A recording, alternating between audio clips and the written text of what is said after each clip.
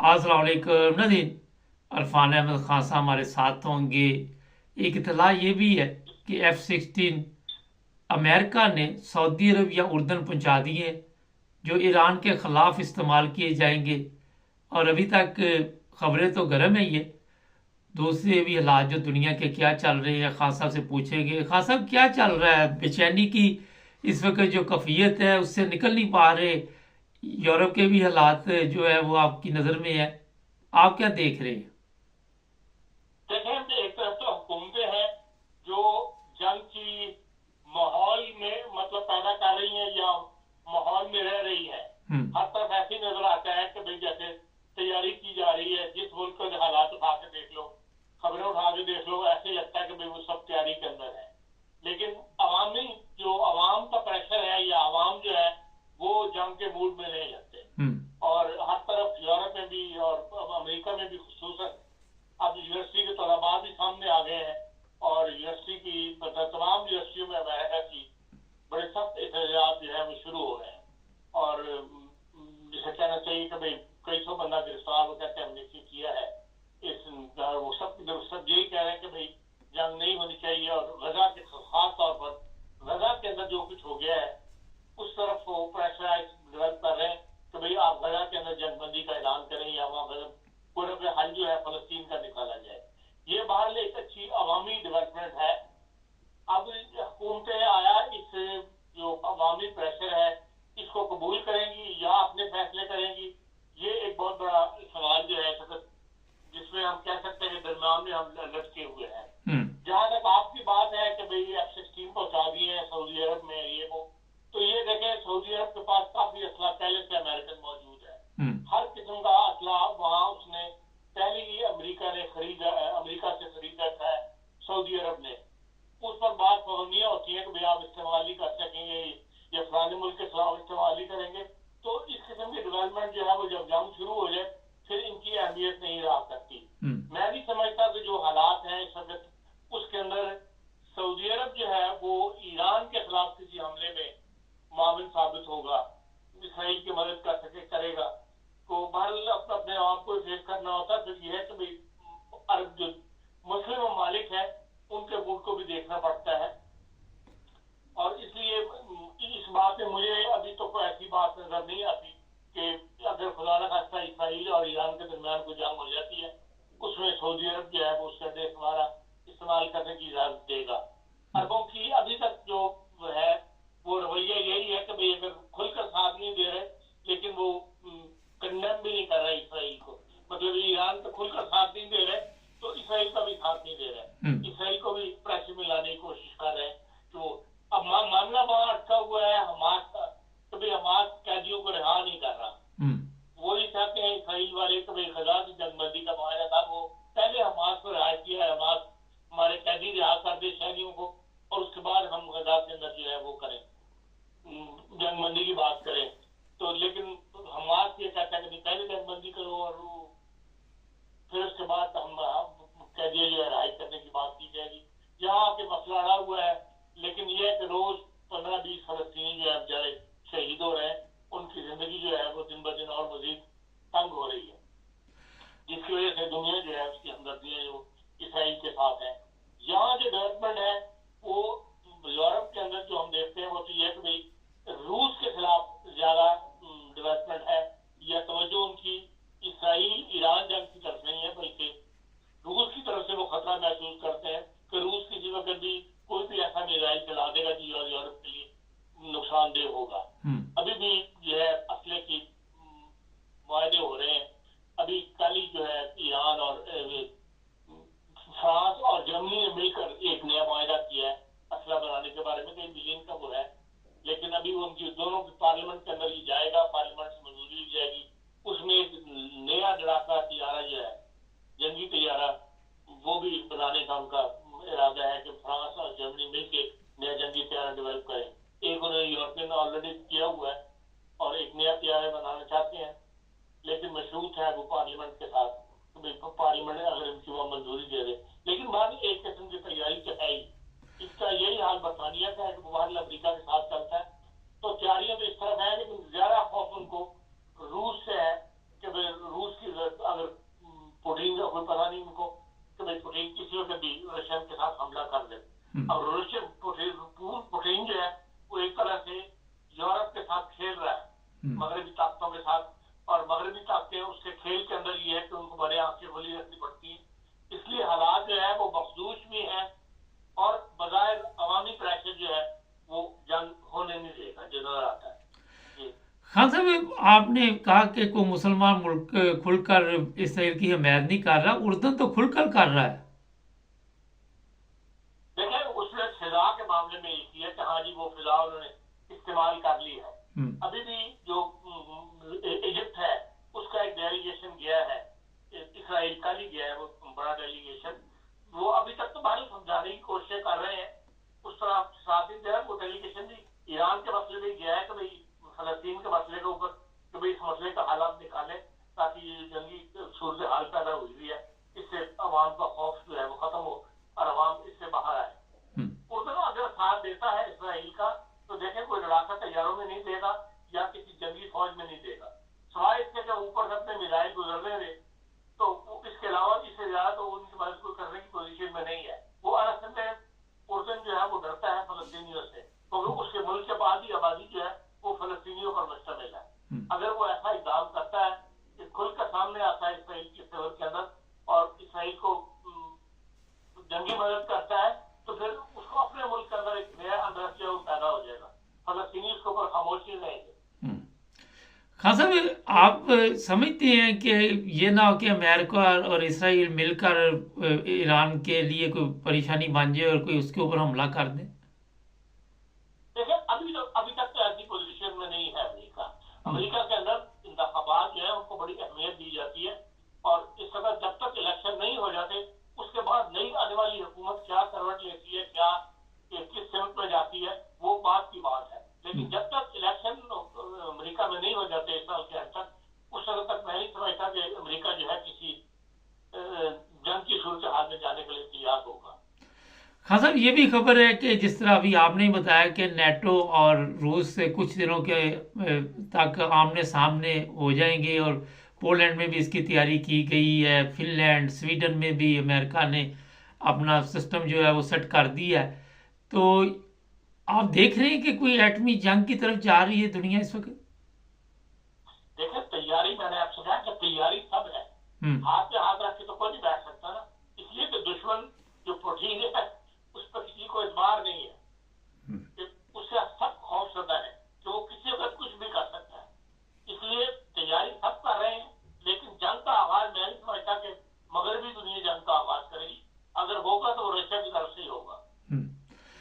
خان صاحب, پچھلے دنوں ایرانی صدر کا پاکستان کا دورہ تھا. اب اطلاع یہ ہے کہ امریکہ نے کہہ دیا کہ جناب اپنا بندوبست کر لو, اور کوئی پابندیاں لگانے کے بارے میں سوچ رہا ہے. آپ کیا کہیں گے اس کے بارے میں؟ دیکھیں, یہ بات پہلے دن موجود تھی, جو بیانات پاکستان کی طرف سے دیے جا رہے تھے اس میں اس بات کا اظہار موجود تھا کہ ایران نے بڑی پابندیاں لگانی ہیں اس بات کے اوپر. اسی لیے کوئی معاہدہ نہیں ہوا. مفاہمتی یادداشتوں کو دستخط کر لیے جتنے مرضی کر لیں, کوئی ایسا معاہدہ نہیں ہوا کہ ہاں جی ایران پاکستان سے 50 لاکھ ٹن چاول درآمد کرے گا. کوئی ایسا معاہدہ آپ نے جب پڑا ہے اس سارے دورے کے دوران؟ ہاں, تجارت کھول دیں گے. ابھی جو بات ہوئی ہے وہ یہی ہے کہ بارڈروں کے اوپر جو ہے وہ مارکیٹیں کھول دی جائیں گی. اب یہ ملک کی آبادی 12 کروڑ پنجاب میں رہتی ہے, بلوچستان کے ساتھ بارڈر ملتا ہے ایران کا, وہاں کی آبادی کتنی ہے, یا اس علاقے کے لوگ جو ہیں جو چھوٹے چھوٹے گاؤں ہیں وہاں کتنے لوگ رہتے ہیں. یہ تو سوائے اس سے کہ ہاں اسمگلنگ کے اڈے کھل جائیں گے, اسمگلنگ مارکیٹیں, جیسے پشاور میں 12 مارکیٹیں کھلی تھی ایک زمانے میں افغانستان کے ساتھ, اسی طرح یہاں کہتے ہیں کہ مارکیٹیں مزید کھول دی جائیں گی. تو جو ریگولر تجارت ہے جو بینکوں کے ذریعے کی جاتی ہے جس سے معیشت کو فائدہ پہنچتا ہے, وہ کام ابھی نہیں ہوگا. اور اس کا وجہ یہی ہے کہ وہ امریکہ جو ہے وہ ہمیں اس جواب کی اجازت نہیں دے گا. خان صاحب, ایک پوائنٹ ہے. اسی لیے میں نہیں کہہ سکتا کہ ان کا دورہ کو اتنا کامیاب رہا ہے تجارت کے لحاظ سے یا معیشت کے لحاظ سے. ہاں, اندرون خانہ حکومتوں کے درمیان باتیں ہوتی ہیں جو خفیہ رہتی ہیں, میں بھی ایک دوسرے کی مدد کرنے کے لحاظ سے اگر جنگ لگ جاتی ہے یا کسی پہ مشکل وقت آتا ہے تو کس طرح مدد کر رہی ہے کہ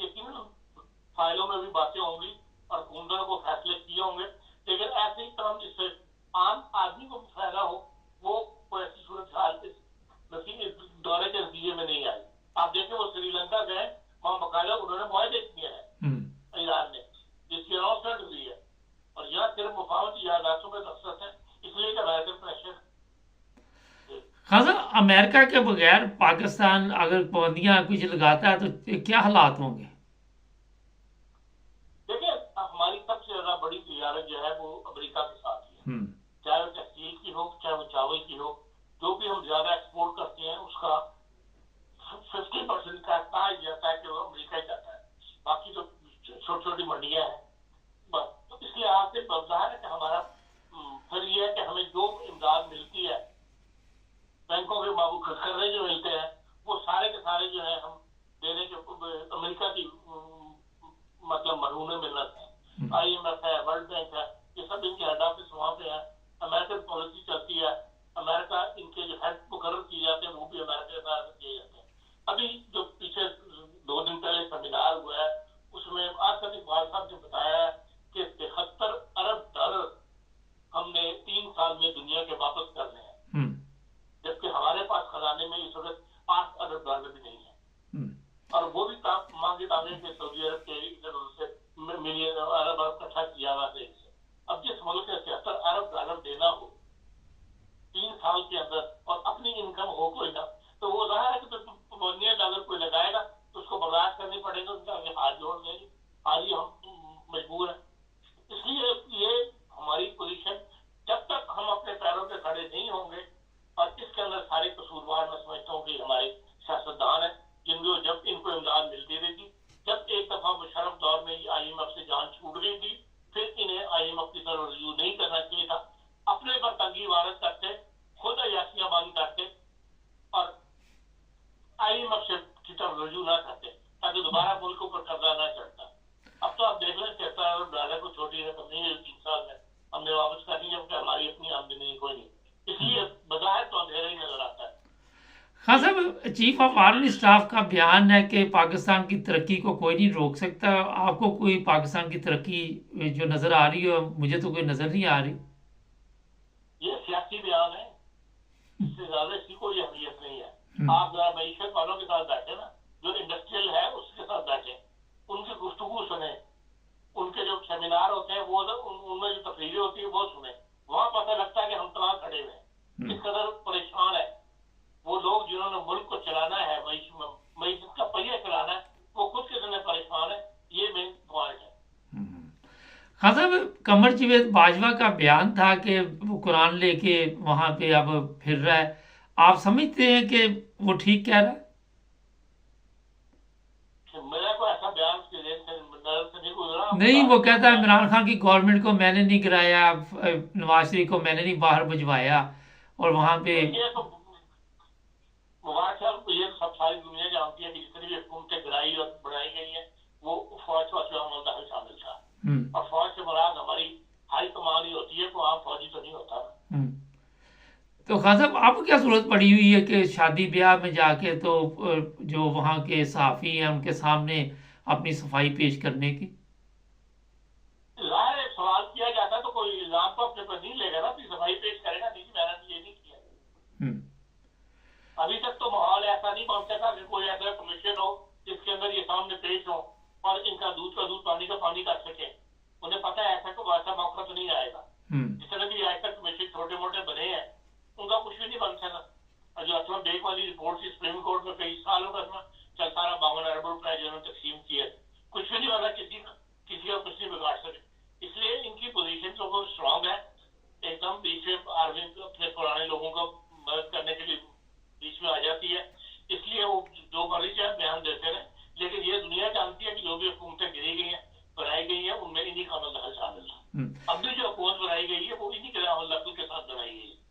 خان صاحب، یہ جو حکومت بنائی گئی ہے اب نواز شریف کو پریشانی بنی ہوئی ہے، کل رانا ثناء اللہ اور جوید لطیف کی پریس کانفرنس تھی کہ دوبارہ صدر نون لیگ بنایا جائے گا، آپ سمجھتے ہیں کہ نواز شریف جو ہے وہ سکون میں نہیں ہے شہباز شریف کو وزیر اعظم بنا کر؟ میں نہیں سمجھتا اسے کوئی پریشانی ہے، پارٹی اس کے ہاتھ میں ہے نواز شریف کے، اور اس کو وہ سزا ہوئی تھی، اور سزا یافتہ کسی صدر ہو نہیں سکتا کسی سیاسی پارٹی کا، اس لیے اس کو اپنی صدارت جو ہے وہ شہباز شریف کے پاس دینی پڑی تھی۔ اب اس سے مقدمے ختم ہو گئے، سزا بحال ہو گئی ہے، ختم ہو گئی ہے، آپ ممبر نیشنل اسمبلی بن گیا ہوا ہے، اب اس کے قانونی رکاوٹ کوئی نہیں اس کے صدر بننے میں، پارٹی کا صدر بننے میں، اس لیے وہ پارٹی کی صدارت جو واپس لے رہا ہے، اس سے खान साहब कल एक बयान चल रहा था सोशल मीडिया पे, अमीन गंडापुरी जो वज़ीर आला खैबर पख्तूनख्वा कि हम इस्लामाबाद पे कब्जा कर लेंगे, कोई ऐसे हालात आप देख रहे हैं कि आने वाले दिनों में पाकिस्तान में कोई इस तरह की मारदाड़ शुरू हो जाए? देखिए, अभी तक जो अमीन गंडापुर साहब की वजारत हाउस ये है, वो फौज के साथ मिलकर चल रहे हैं। बयानबाजी वो जो मर्जी करें कि हम इस्लामाबाद पे कब्जा कर लेंगे, ये कर लेंगे, वो कर लेंगे, वरना कोर कमांडर का जो अभी जो पीछे इजलास हुआ है उसके अंदर कोर कमांडर जो है वो इजलास में शामिल होते रहे हैं। जो मीटिंग हुई है काबीना की, वो भी जो है कोर कमांडर हाउस के अंदर हुई है। ये सब बातें जाहिर करती हैं कि उनका एक मिली बकत के साथ उसके बगैर उन्हें पता है कि वो उनकी इस्तेकाम नहीं आएगा उनकी हुकूमत को। अगर फौज जिसको को हिलाना चाहेगी उनको हिलाना शुरू कर देगी उनकी सीट को। इसलिए वो बज़ाहिर जो मर्जी बयान देते रहे, लेकिन अंदरूनी खाना वो उनके साथ मिलकर चल रहे हैं, उनके मशवरे से चल रहे हैं।